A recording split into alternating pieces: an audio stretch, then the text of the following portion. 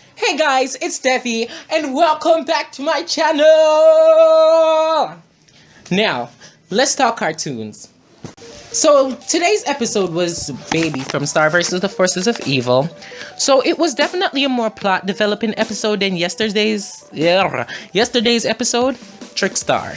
So, I'm just gonna get right into this review and analysis because this episode, especially the ending, got me so excited. So the episode begins with Queen and King Butterfly. They're at the table, they're eating food, whatever. So Queen Butterfly suggests that they bring Star home because Glassrick is gone. The king suggests not to, so Queen Butterfly says the only way Star can stay on Earth to finish school and do what she has to do is if they send someone to evaluate her to see how much she knows about magic. So Queen Butterfly ends up sending Baby. That's how Baby comes into play. So, I don't know how Star found out that Baby was coming to evaluate her, but she did.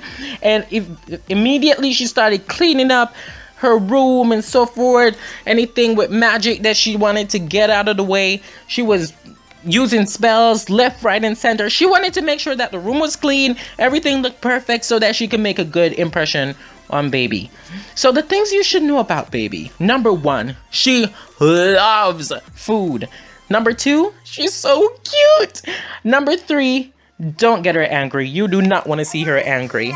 So Baby starts evaluating Star. She starts by checking the room just to make sure everything is intact.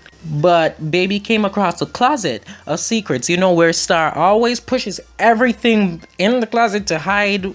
So Baby saw all of that. And she said it was interesting, but then again, she says interesting for almost everything, so I don't know if she meant interesting good or interesting bad. So for the final part of Star's evaluation, Baby asked Star to use magic to transport an apple from this table to her being Baby. Now, this part of the episode really opened my eyes to how Star actually uses her magic. Star tried a bunch of spells, but they all failed. They all failed in the fact that none of them could actually bring the apple to Baby in one piece. Like, the perfect whole apple. So, oh my gosh, Star is failing this evaluation! Most of the spells that Star used, though, I realized they were more combat spells, fighting spells. She needed to use something else, if she just focused a little bit, I knew she could have done it. But anyways, Baby decides she's seen enough and starts leaving. But before she leaves, Star asks her, how did it go? Did I pass? Did she pass? But Baby said no, she didn't pass. Star failed the test, man.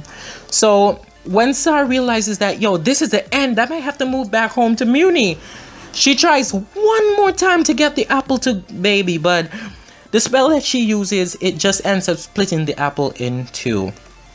So as Baby began to leave again, something started happening with the apple. It starts glowing and stuff. So then it made a huge tree, and then the tree did a bunch of things and then brought the apple to Baby. Perfect, one piece, wonderful. Baby was so freaking surprised. All she could have done was look at the apple and smile. She smiled at Star, then she left. So when Baby goes back to Muni now, she makes her report. Report to Queen Butterfly. She tells her that Star is exceptionally, what's going on with my words today? She tells her that Star is exceptionally powerful comparing to Queen Butterfly at her age. Then she compares Star to Queen Eclipsa, saying that she hasn't seen anything like that since Queen Eclipsa. So that ends the episode.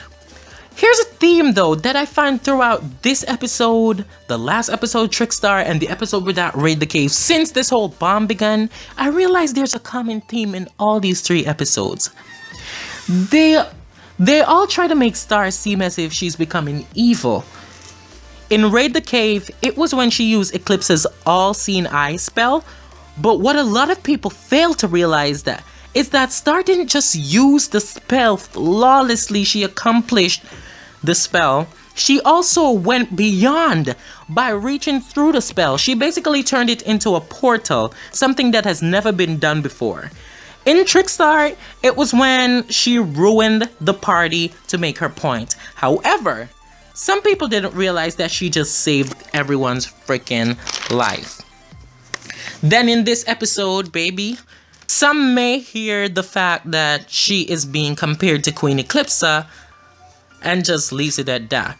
But please bear in mind that from what we have received from the show, Eclipsa was the wisest queen to have ever ruled over Muni. So that is not really a bad comparison. So all this comparison is basically just foreshadowing, in my opinion. I don't know what's gonna happen in the end of the episode, the end of this bomb, but I hope we get to see Eclipsa. I'm so excited.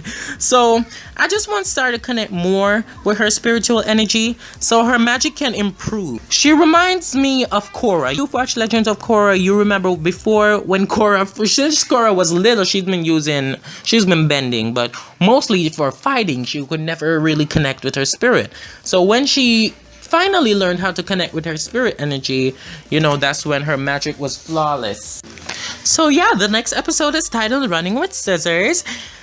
So after tampering with the dimensional scissors, Marco must follow an ultimatum given to him by Hekapoo. We all know Hekapoo. Here she is. She's the scissors enforcer. So look out for that.